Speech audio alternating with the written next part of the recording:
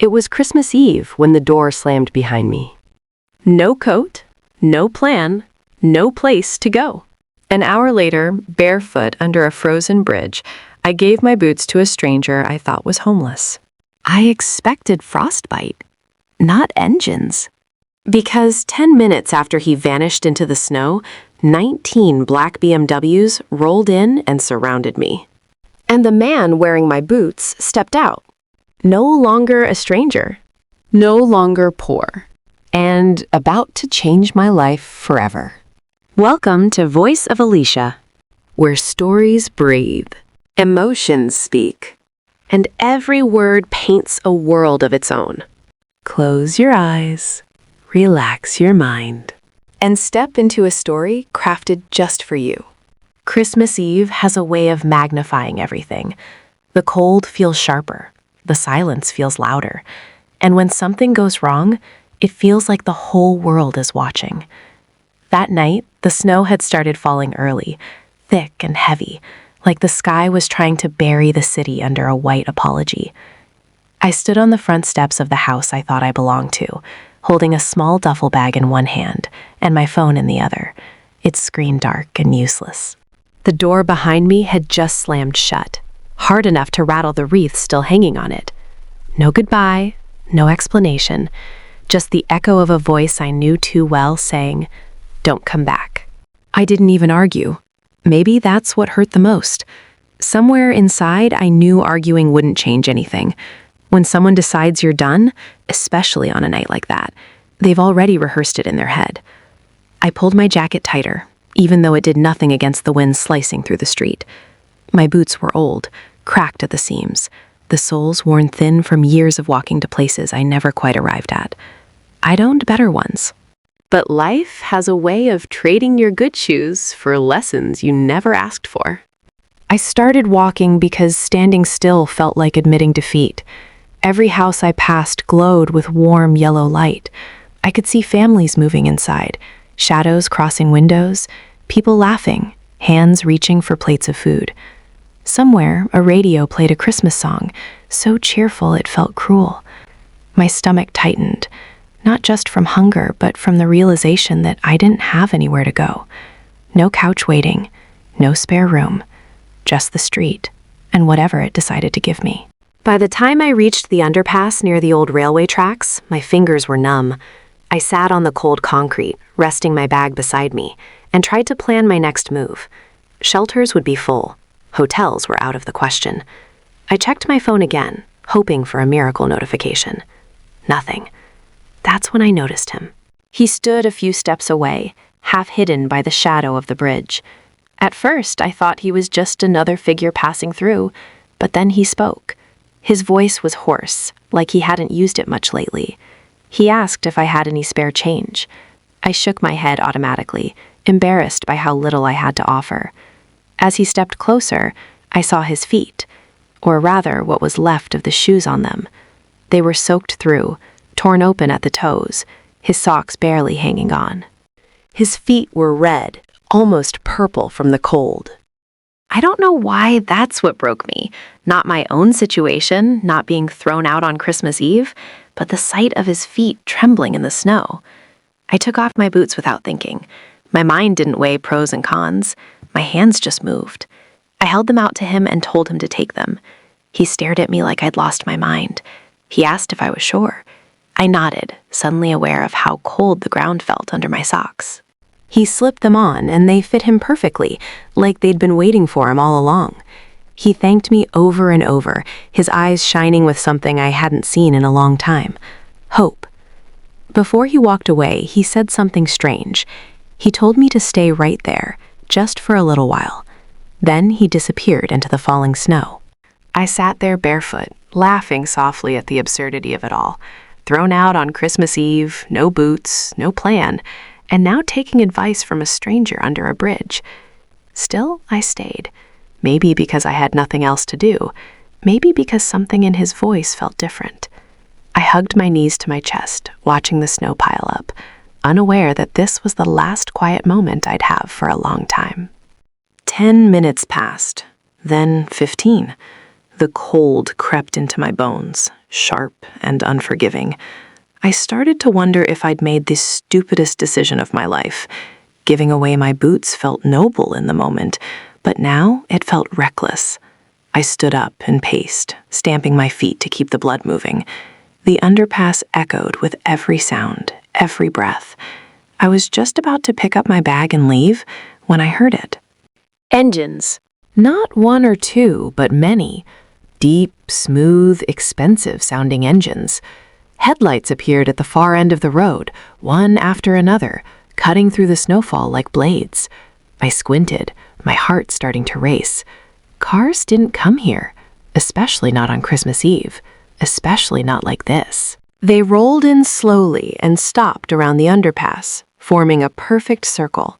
19 black BMWs, all identical, all immaculate, their engines humming in unison. The doors opened almost simultaneously, and men stepped out, tall, well-dressed, coats sharp enough to cut glass. They moved with purpose, like this was all carefully planned. My first instinct was fear. Every terrible possibility rushed through my mind. I backed away until my shoulders hit the concrete wall. One of the men approached me. He looked calm, almost gentle, but his presence was overwhelming. He asked my name. My voice cracked as I answered. He nodded, like he'd been expecting it. Then the man from under the bridge appeared. Only now, he didn't look like a stranger begging for change. He stood straighter. His eyes were clear. The boots I'd given him were clean again, like they'd never been worn at all. He smiled at me, a quiet, knowing smile, and thanked me again. This time, it sounded final, like the closing of a chapter. He told the men something in a language I didn't understand. They listened, every one of them. One of them opened the trunk of a BMW and pulled out a coat, thick and heavy, and draped it over my shoulders. Another handed me a towel for my feet. Someone else offered me a hot drink that steamed in the freezing air. I didn't know what to say. I didn't know what to think. My mind struggled to keep up with what my eyes were seeing. The stranger finally explained. He told me he wasn't homeless. Not really.